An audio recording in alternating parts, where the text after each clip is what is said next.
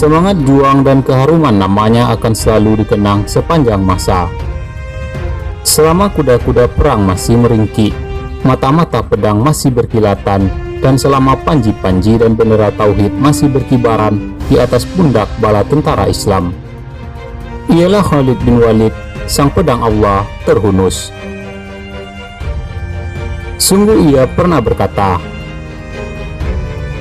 "Tak ada yang dapat menandingi kegembiraanku, bahkan lebih gembira dari saat malam pengantin atau di saat dikaruniai bayi, yaitu suatu malam yang sangat genting di mana aku dengan ekspedisi tentara bersama orang-orang muhajirin menggempur kaum musyrikin di waktu subuh. Oleh karena itulah ada sesuatu yang selalu merisaukan pikirannya sewaktu masih hidup, yaitu kalau ia mati di atas tempat tidur. Padahal ia telah menghabiskan seluruh umurnya di atas punggung kuda perangnya dan di bawah kilatan pedangnya."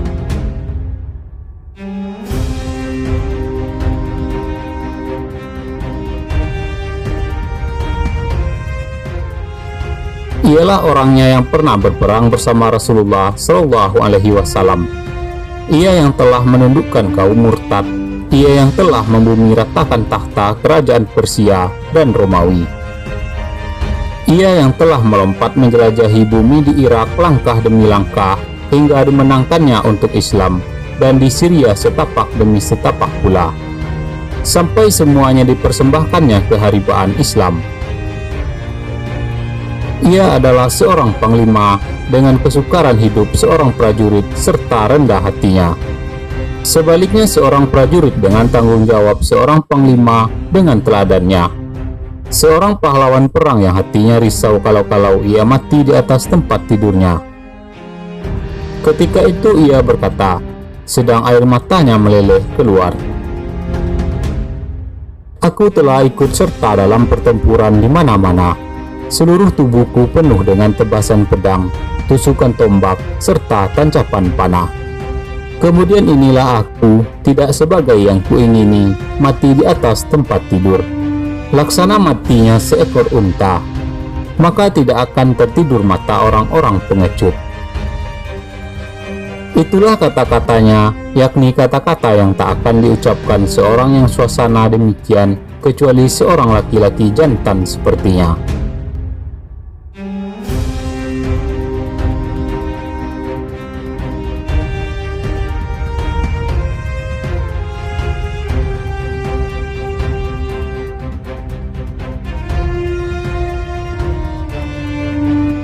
Di saat-saat ia hampir menghembuskan nafasnya yang penghabisan, ia mengucapkan wasiat. Tahukah Anda kepada siapa ia berwasiat? Ia berwasiat kepada Umar bin Khattab sendiri. Tahukah Anda kekayaan apa yang ditinggalkannya? Hanya kuda perang dan pedangnya. Demikian itu disebabkan seumur hidupnya tak pernah ia dipengaruhi keinginan kecuali menikmati kemenangan dan berjaya mengalahkan musuh kebenaran. Tak satu pun kesenangan dunia yang mempengaruhi keinginan nafsunya.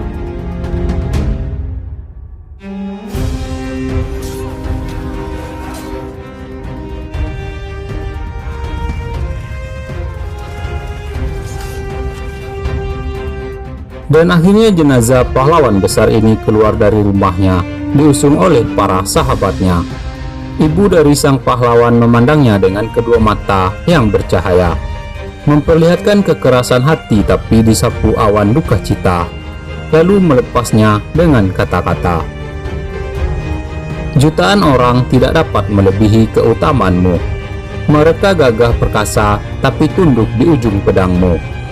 Engkau pemberani melebihi singa betina yang sedang mengamuk melindungi anaknya. Engkau lebih dahsyat dari air bah yang terjun dari celah bukit curam ke lembah." Umar mendengar ucapan tersebut, maka hatinya bertambah duka dan terharu, dan air mata beliau semakin jatuh berderai, lalu berkata, "Benar ucapannya itu, demi Allah, sungguh-sungguh demikian."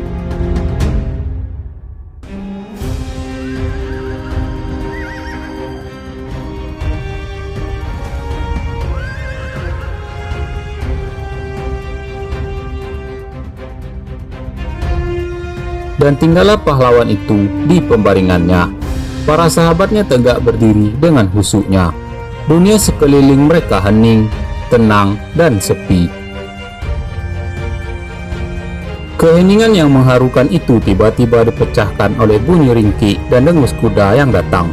Sebagaimana yang dapat kita bayangkan, sesudah melepaskan tali kekangnya, segera melompat lalu berlari melintasi jalan-jalan kota Madinah, menyusul dari belakang jenazah tuannya.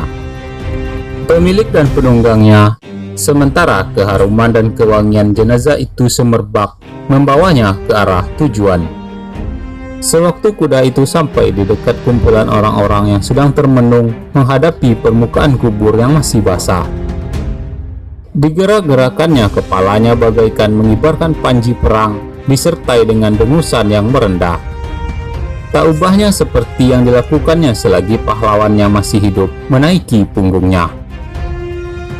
Pergi bertempur menggoncangkan istana-istana dan tahta kerajaan Persia dan Romawi, menghilangkan segala angan-angan keberhalaan dan kedurhakaan, dan mengikis habis segala kekuatan kemusyrikan dan kemunduran yang merintangi jalan Islam. Ia terhenti sembari matanya menatap kubur, tak bergeser sedikit pun. Digoyang-goyangkannya, kepalanya naik turun, seakan-akan melambai-lambaikan kepada tuan dan pahlawannya, memberi hormat dan menyampaikan salam perpisahan.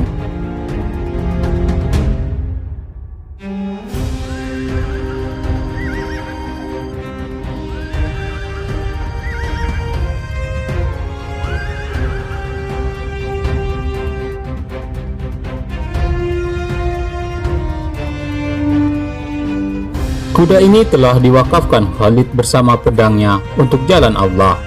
Tetapi adakah orang berduka lainnya yang sanggup menungganginya sesudah Khalid? Maukah ia merendahkan punggungnya bagi orang lain?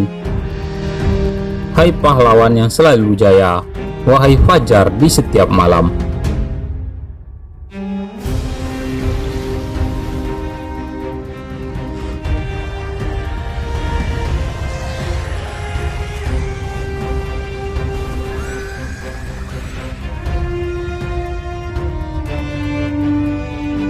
Sesungguhnya Khalid mengangkat tinggi moral pasukannya dengan ucapan setiap bergerak maju.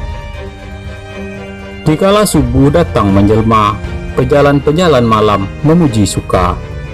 Hendak mencapai kesenangan haruslah dengan bersusah payah terlebih dahulu. Hingga kata-katanya itu telah menjadi kata bersayap. Inilah ia telah menyelesaikan perjalanan malamnya. Maka puji-pujianlah untuk waktu pagi-paginya, wahai Abu Sulaiman.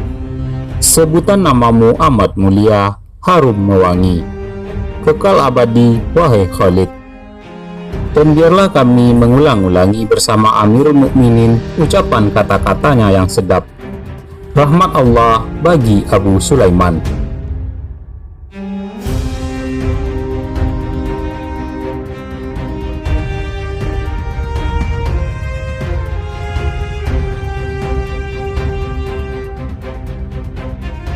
Apa yang di sisi Allah lebih baik daripada yang di dunia.